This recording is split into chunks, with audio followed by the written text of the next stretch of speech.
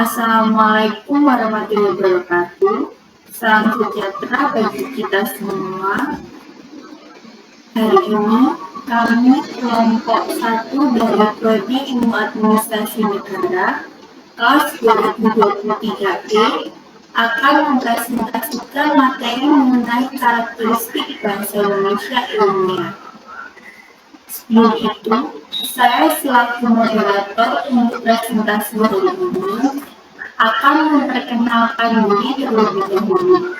Perkenalkan, nama saya Evalina Tisha Chandra dengan NIM 23040674206 dan teman-teman saya selaku penyaji materi hari ini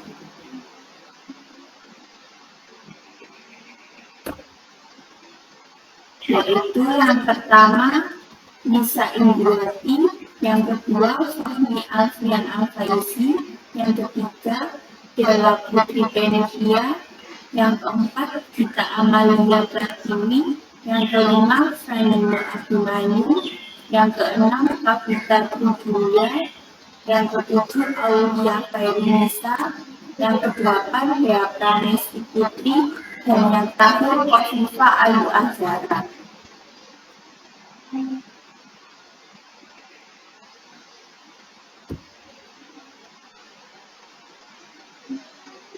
Baik, langsung saja materi yang pertama yaitu pengertian mengenai karakteristik bahasa Indonesia ilmiah yang akan dibacakan oleh Nisa Indriwati.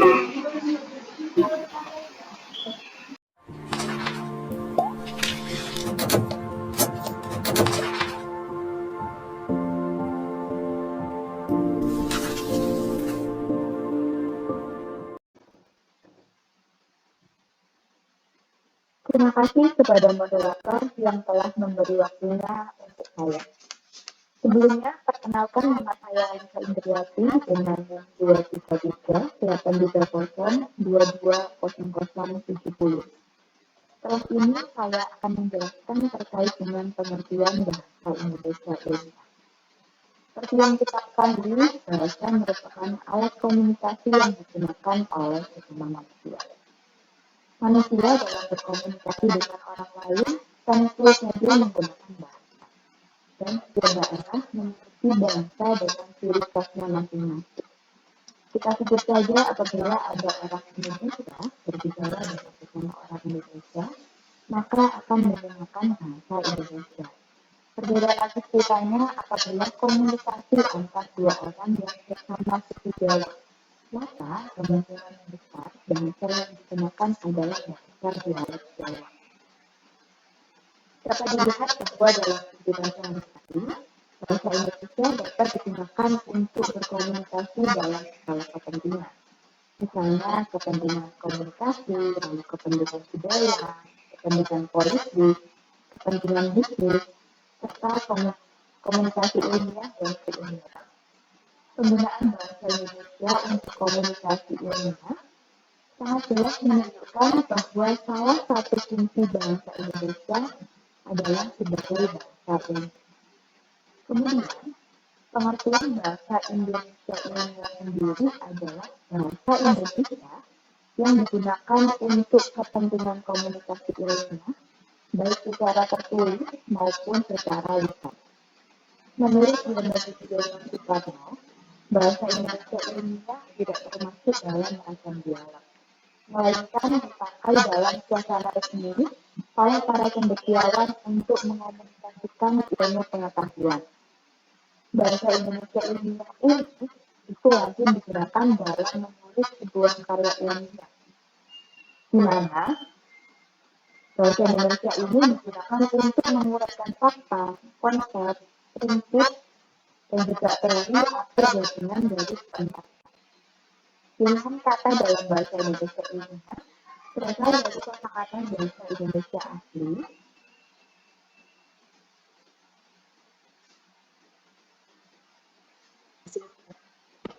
Dalam penulisannya, haruslah sesuai dengan kaidah bahasa Indonesia yang baik dan benar, sesuai dengan ejaan yang disempurnakan, dan juga aturan-aturan penulisan yang sesuai dengan kaidah bahasa Indonesia.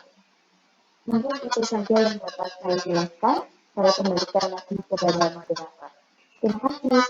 Baik, terima kasih kepada Lisa Indriati telah membacakan materi tersebut. Materi selanjutnya yaitu ciri kalimat karakteristik bahasa Indonesia ilmiah, Lukas dan Jelas akan dibacakan oleh Fahmi, Alfian, dan Aulia Khairunisa.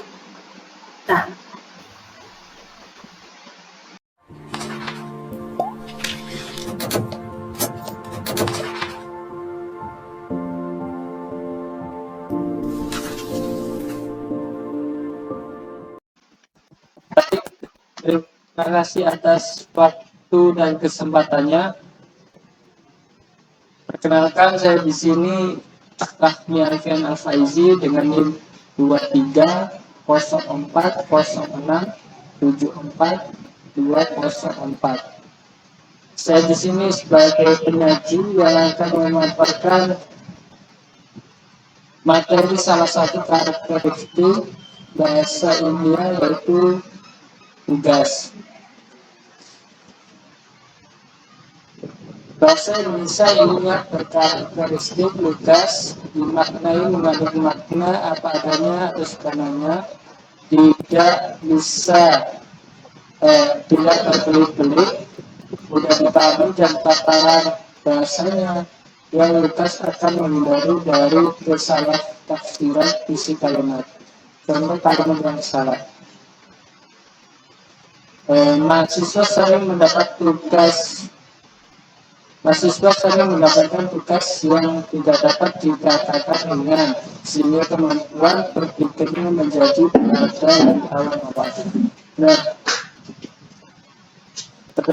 ungkapan tidak dapat dikatakan ringan dan berada di awal-awal itu adalah kalimat tidak lugas. Karena penggunaan kosakata yang kurang akan menjadi kalimat itu berbelit-belit dan sulit dipahami maknanya. Karena itu harus diganti menjadi berat dan menurun. Contoh perbaikan yang kalimat yang benar, mahasiswa sering mendapatkan tugas yang berat sehingga kemampuan berpikirnya menurun. Kalimat tersebut menjadi lebih baik dan lebih mudah dipahami maknanya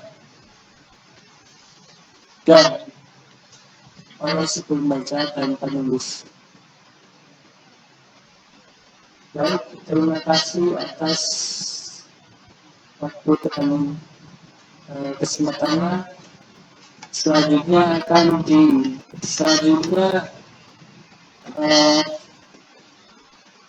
karakteristik jelas akan disampaikan oleh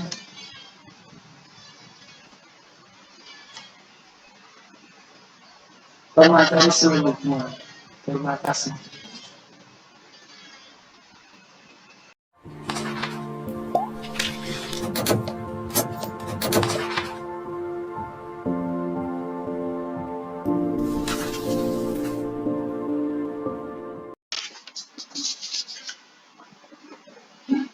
Baik, terima kasih atas waktunya.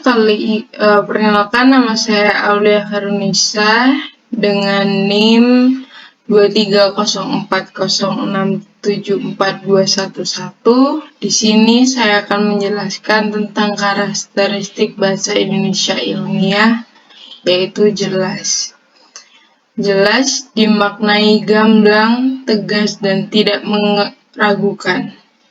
Bahasa Indonesia ilmiah memiliki fungsi sebagai alat mengungkap gagasan ilmiah secara jelas, sehingga bahasa yang digunakan harus jelas dan tidak terbelit-belit, sehingga satuan-satuan informasi yang terkandung di dalamnya tertera secara teratur agar gagasan yang diungkapkan dapat dipahami dengan mudah.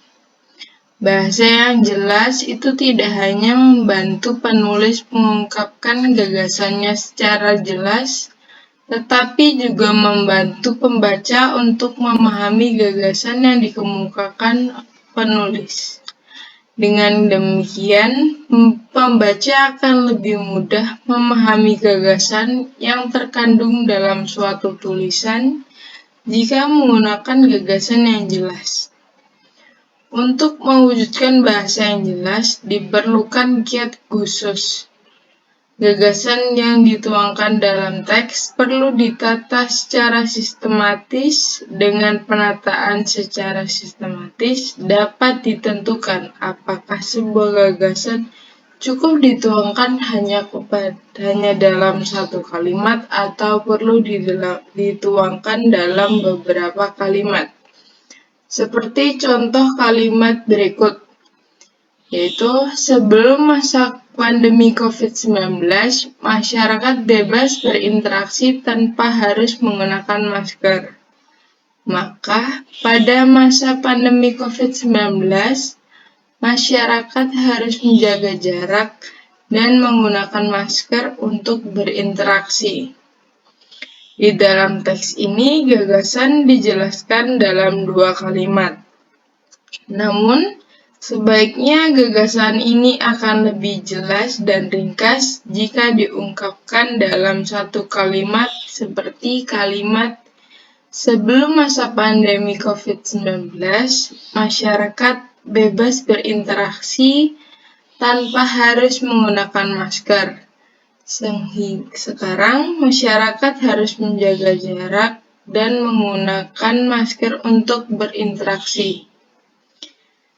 Penggunaan kalimat yang tidak gramatikal atau tidak sesuai dengan tata bahasa dapat menyebabkan gagasan yang diungkapkan dalam paragraf menjadi tidak jelas. Rangkaian satuan dalam paragraf tersebut menjadi rangkaian kalimat yang fragmentaris atau tidak lengkap. Kalimat-kalimat fragmentaris tersebut tidak terungkap gagasan secara jelas karena kalimat tersebut tidak mengungkapkan gagasan yang memenuhi persyaratan proposisi.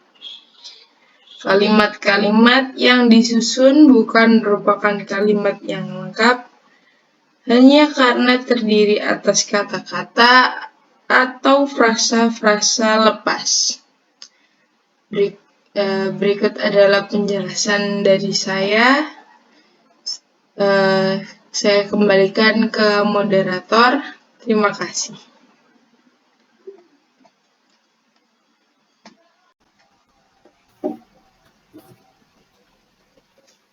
Baik, terima kasih kepada Fahmi Alfian dan Aulia Khairunisa telah membacakan materi tersebut. Materi selanjutnya yaitu ciri kalimat karakteristik ilmiah bahasa Indonesia objektif akan dibacakan oleh Kavita Trijulia.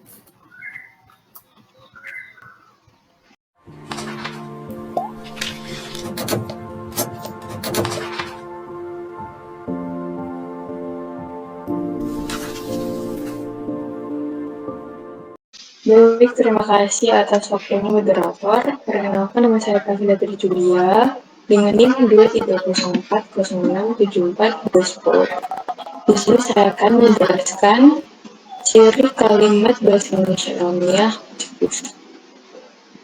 Dikatakan objektif jika menyatakan sesuatu dalam keadaan sebenarnya. Nah, kalimat objektif ini berarti tanpa dipengaruhi emosi pribadi, opini, atau sudut pandang penulis. Kalimat objektif hanya berfokus pada fakta yang diberi. diverifikasi yang mana dapat dipertanggungjawabkan kebenarannya, dan bertujuan untuk menggambarkan fakta secara langsung. Untuk mendukung fakta yang disampaikan, kalimat objektif selalu menggunakan data dan statistik yang dapat dipercaya seperti hasil survei dan hasil penelitian. Bahasa yang digunakan juga jelas dan sederhana. Penulis tidak boleh menambahkan kalimat berlebihan yang dapat mempengaruhi interpretasi pembaca. Kalimat objektif cenderung menggunakan kalimat aktif untuk menggambarkan kejadian yang terjadi secara langsung dan lebih mudah dipahami oleh pembaca. Ciri objektif bermakna bahwa bahasa Indonesia ilmiah tidak boleh bersifat subjektif, yakni mengemukakan suatu pandangan dari sudut pandang pribadi saja tanpa memperhatikan sudut pandang orang lain secara umum. Ciri ini sering diperdebatkan oleh para ahli komunikasi, bahkan mereka bersepakat bahwa tidak ada bahasa yang bersifat subjektif, yang mana pada makna kamus yang seharusnya objektif juga tidak lepas dari makna subjektif. Nah, di sini ada contoh kalimat. Yang pertama adalah kalimat objektif. Menurut hasil survei KPU, 75% pemilih berencana untuk menggunakan hak suara dalam pemilu. Ini yang kedua adalah subjektif. Menurut perkiraan tim sukses Partai A, 80% pemilih berencana untuk menggunakan hak suara dalam pemilu. Nah, di sini dapat dibedakan pada kalimat objektif. Di sini terdapat fakta yang dapat dipercaya dan dipertanggungjawabkan kebenarannya. Karena menurut hasil survei ini merupakan data berasal dari survei, dan yang kedua dari subjektif ini merupakan hasil pemikiran salah satu pihak yang tidak dapat dipertanggungjawabkan kebenarannya. Sekian penjelasan saya dari ciri objektif. Saya kembalikan ke moderator.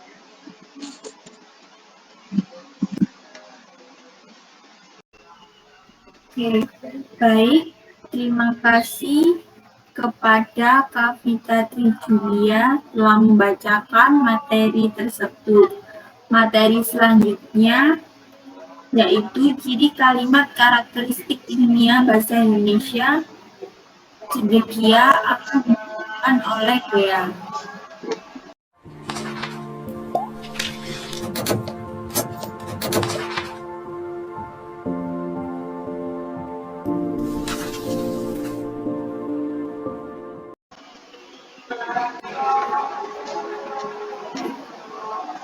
Oke, terima kasih kepada moderator atas waktu dan kesempatannya. Untuk ciri bahasa Indonesia selanjutnya yaitu demikian. Bahasa Indonesia ragam ilmiah bersifat cendekia, artinya bahasa itu mampu digunakan secara tepat untuk mengungkapkan hasil berpikir logis dengan cara yang tepat. Kalimat yang digunakan untuk mencerminkan ketelitian yang objektif, sehingga suku-suku kalimatnya mirip dengan proposisi logika.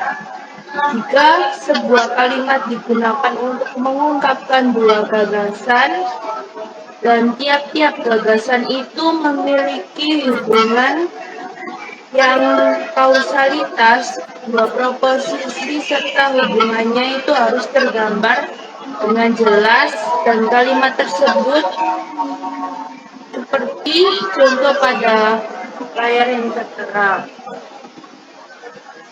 Yang pertama yaitu kemajuan informasi pada era globalisasi ini dikhawatirkan akan terjadi pergeseran nilai-nilai moral bangsa Indonesia, terutama pengaruh budaya Barat yang masuk ke negara Indonesia yang dimungkinkan tidak sesuai dengan nilai-nilai budaya dan moral bangsa Indonesia. Contoh yang kedua, pada era globalisasi informasi ini dikhawatirkan akan terjadi pergeseran nilai-nilai moral bangsa Indonesia, terutama karena pengaruh budaya Barat yang masuk ke Indonesia. Dan contoh kalimat dua di atas secara jelas mampu menunjukkan hubungan kausalitas. Tetapi hal itu tidak terungkap secara jelas pada contoh pertama. Keceriaan bahasa juga tampak pada ketepatan dan kesesamaan penggunaan kata. Oleh karena itu, bentukan kata yang dipilih harus disesuaikan dengan muatan isi pesan yang akan disampaikan. Jadi, apabila sebuah kalimat digunakan untuk mengungkapkan dua buah gagasan yang memiliki hubungan dua buah gagasan, kausalitas dua gagasan tersebut harus tampak secara jelas dan masuk pada kalimat yang mewadahinya. Mengapa cendekia dikategorikan sebagai ciri ragam bahasa ilmiah? Dikarenakan bahasa yang cendekia mampu membentuk pernyataan yang tepat dan seksama, sehingga gagasan yang disampaikan penulis dapat diterima secara tepat oleh pembaca. Jadi pada akhirnya kesimpulannya, menurut Mulyono, mengungkapkan bahwa bahasa yang cendekia adalah bahasa yang mampu membentuk pernyataan yang mampu, seksama, dan abstrak serta tepat. Jadi sederhananya bahasa Indonesia ilmiah yang bersifat cendekia itu bahasa yang bisa digunakan atau bisa dipergunakan untuk mengungkapkan hasil yang logis secara tepat. Terima kasih, saya kembalikan kepada moderator. Terima kasih kepada Dea Pramesti telah membacakan materi tersebut. Materi selanjutnya yaitu ciri kalimat karakteristik bahasa Indonesia ilmiah, ringkas dan padat akan dibacakan oleh Kofifa Ayu Azhara.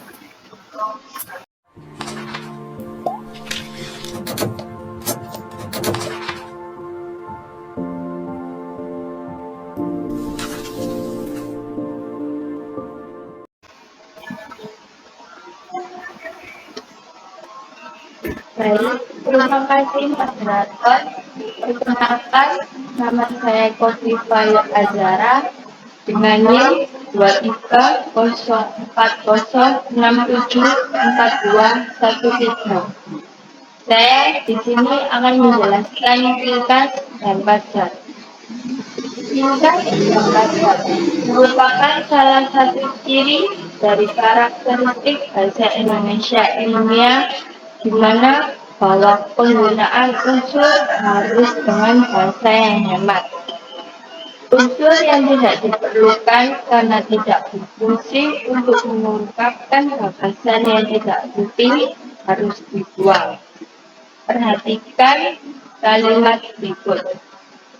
Tindakan pencegahan penyebaran COVID-19 tidak akan terlaksana dengan baik tanpa adanya dukungan dari orang-orang dalam masyarakat.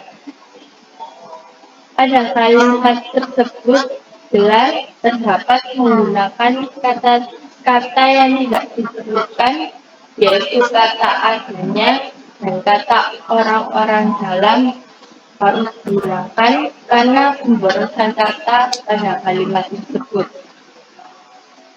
Jadi, jika kalimat tersebut diperbaiki dengan ringkas dan padat, akan menjadi kalimat tindakan pencegahan penyebaran COVID-19 tidak akan terlaksana tanpa adanya dukungan dari masyarakat. Sudah jelas perbedaan kedua kalimat ini. Kalimat terakhir merupakan kalimat yang sudah dibagi menjadi ringkas dan padat. Uraian tersebut memberikan pemahaman bahwa ciri ringkas berkenaan dengan penggunaan unsur bahasa. Jika penggunaan unsur bahasa sudah ringkas, kandungan gagasan yang diungkapkan menjadi padat.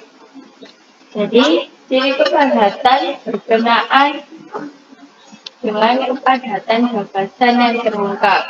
Jika gagasan yang terungkap sudah memadai dengan unsur bahasa yang terbatas tanpa pemborosan, ciri kepadatan sudah terungkap. Karena itulah ciri ringkas dan padat merupakan dua ciri yang tidak dapat dipisahkan. Baik, sekian dari presentasi saya kembalikan kepada moderator. Terima kasih.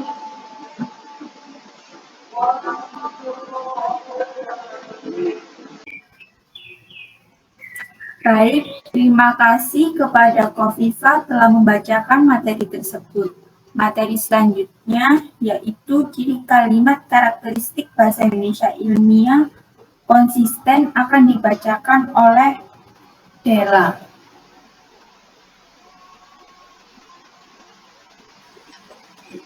Baik, terima kasih.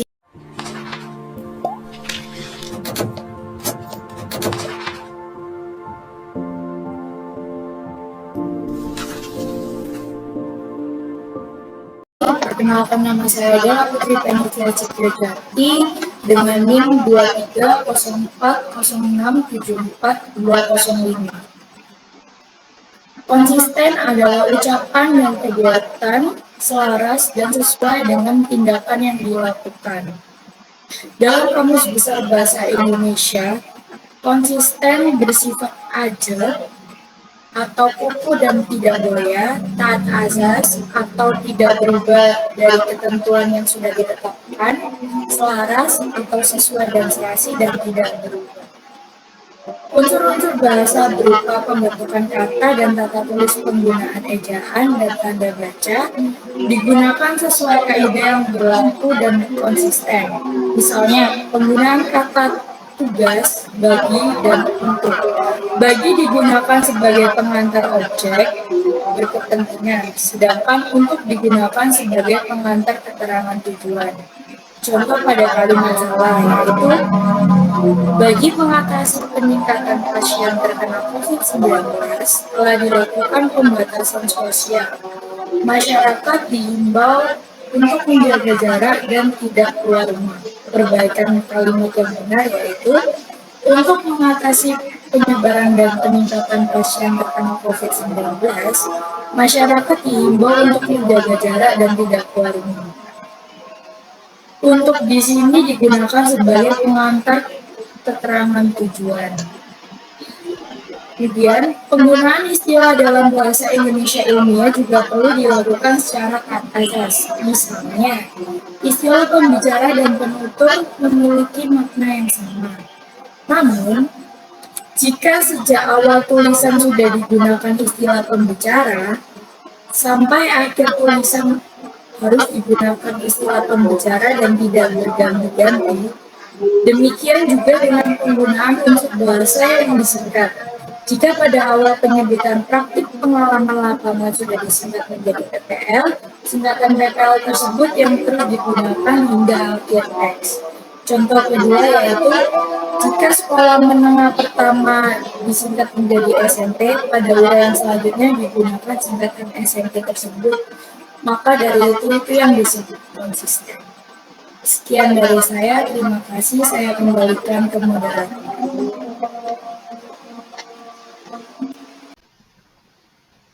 Baik, terima kasih kepada Della Putri telah membacakan materi tersebut. Materi selanjutnya yaitu ciri kalimat karakteristik bahasa Indonesia ilmiah gagasan sebagai pangkal tolak akan dibacakan oleh Frandino Abimanyu.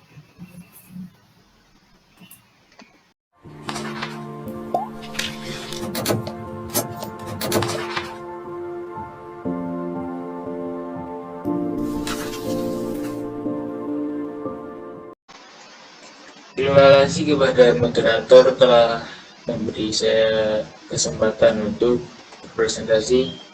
Perkenalkan, nama saya Ferdinand Abimanyu Putra Lolina dengan NIM 23040674208. Ini saya akan menjelaskan pengertian tentang gagasan menjadi pangkal tolak. Dalam karakteristik bahasa Indonesia ilmiah adalah konsep yang sangat penting dalam konteks penelitian, penulisan ilmiah, dan pengembangan argumen dalam dunia akademik. Ini merujuk pada gagasan atau konsep yang digunakan sebagai titik awal atau landasan untuk memahami, mengkaji, dan mendalami suatu topik atau masalah tertentu dalam suatu kajian ilmiah. Dalam esensi, gagasan menjadi pangkal tolak adalah fondasi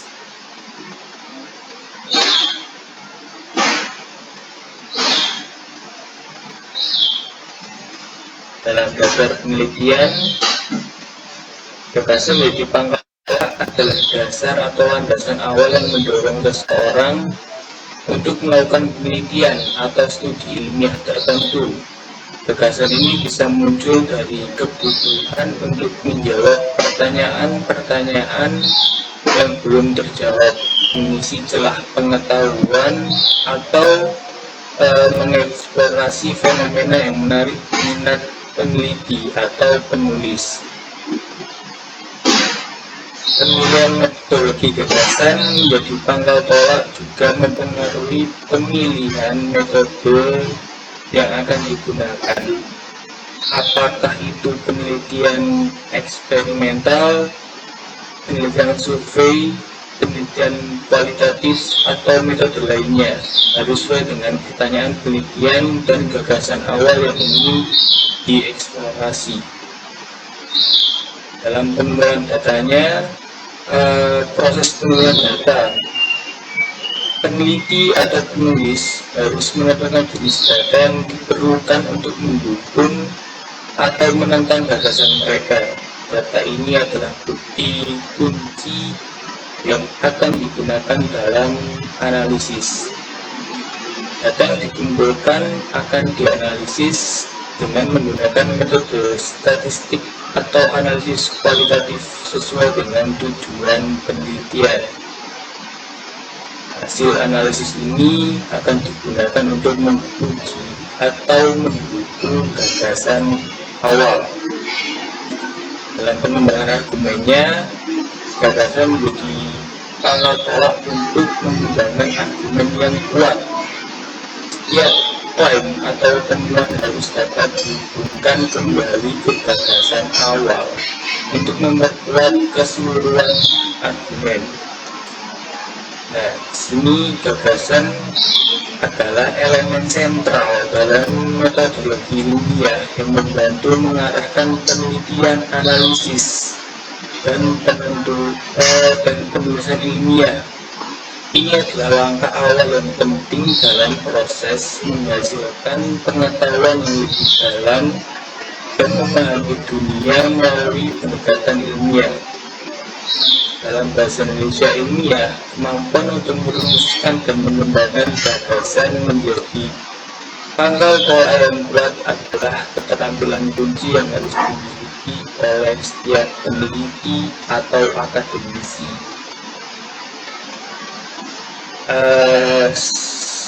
Bisa diartikan sebagai sifatnya yang subjektif, yakni menilai suatu pandangan dari sudut pribadi saja tanpa memperhatikan sudut pandang orang lain secara umum. Lalu selanjutnya, kalimat-kalimat yang digunakan dalam bahasa Indonesia ilmiah berorientasi pada kalimat pasif, bukan kalimat aktif. Struktur kalimat pasif sendiri ialah subjek yang diikuti oleh kata kerja yang diterima oleh subjek tersebut. Di sini saya menggunakan contoh kalimat pasif seperti skripsi ini ditulis untuk memenuhi salah satu syarat memperoleh gelar sarjana. Kalimat tersebut merupakan salah satu contoh kalimat pasif. Kalimat merupakan hal yang sangat penting dalam penyampaian gagasan. Dengan kalimat-kalimat yang digunakan haruslah kalimat yang efektif, yaitu sederhana, singkat, dan mudah dipahami oleh pembaca. Sekian dari saya, terima kasih. Saya kembalikan kepada moderator. Baik, saya ucapkan terima kasih kepada teman-teman selaku penyaji materi hari ini. Selanjutnya akan ada kesimpulan yang akan dibacakan oleh Gita Amalia. Perkenalkan, nama saya Gita Amalia Pratiwi dengan NIM 23064067427. Sebelum saya akan menjelaskan tentang kesimpulan. Bahasa Indonesia ilmiah merupakan salah satu bahasa Indonesia yang digunakan dalam menulis sebuah karya ilmiah. Bahasa Indonesia ilmiah berkarakteristik lugas dan makna mengambil makna apa adanya, tidak berbelit-belit, karena bahasa yang lugas, menghindari kesalahan-tafsiran isi kalimat dan jelas, yang berarti tegas dan tidak meragukan. Kalimat bahasa Indonesia dikatakan objektif jika menyatakan sesuatu dalam keadaan sebenarnya, yang artinya tidak dipengaruhi oleh emosi pribadi penggunanya. Bahasa Indonesia ilmiah bersifat sendiri, artinya bahasa ilmiah itu mampu digunakan secara tepat untuk mengungkapkan hasil belajar secara tepat. Kalimat yang digunakan mencerminkan ketelitian yang objektif, sehingga suatu kalimatnya mirip proposisi logika.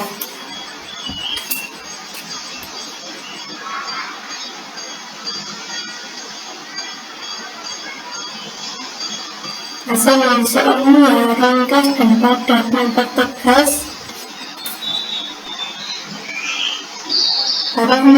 harus menggunakan unsur bahasa yang hebat dan membangun gagasan yang tidak diperlukan.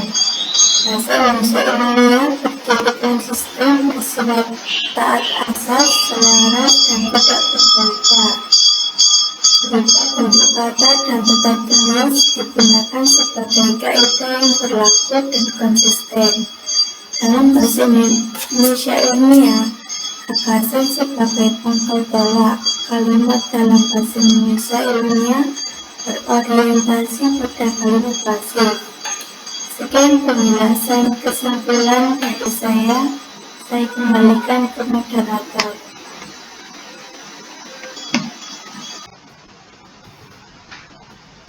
Baik, terima kasih. Sekian presentasi kami hari ini. Jika ada kurangnya, kami mohon maaf sebesar-besarnya. Semoga apa yang kami sampaikan berguna untuk diri kami sendiri dan banyak orang khususnya.